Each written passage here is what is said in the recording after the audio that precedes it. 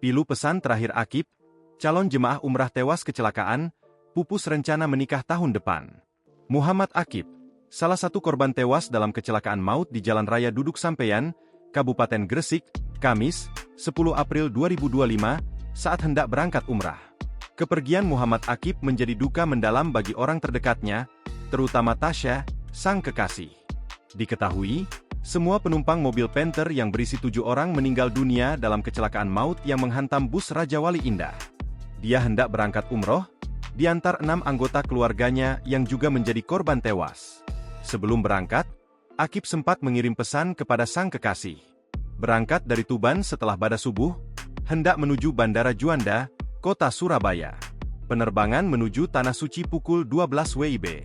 Komunikasi tadi pagi, bilang, "Aku sudah berangkat," kata Tasya menirukan ucapan almarhum Muhammad Akib, Kamis, 10 April 2025.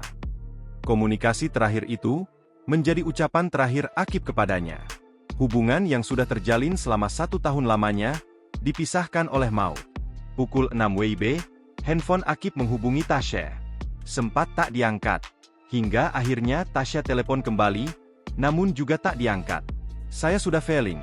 Saya telepon terus tidak diangkat. Akhirnya ada yang mengangkat dan baru tahu kecelakaan," katanya.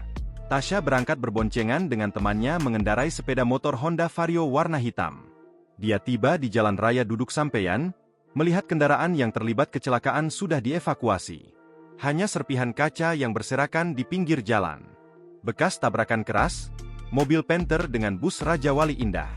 Pertemuan terakhir pada Sabtu, 5 April 2025, kemarin, rencana menikah tahun depan dengan Mas Akib, tutupnya.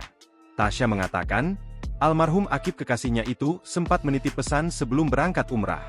"Terasa jauh tapi dekat sama semoga hidup yang lama," pesan Akib yang ditirukan Tasya.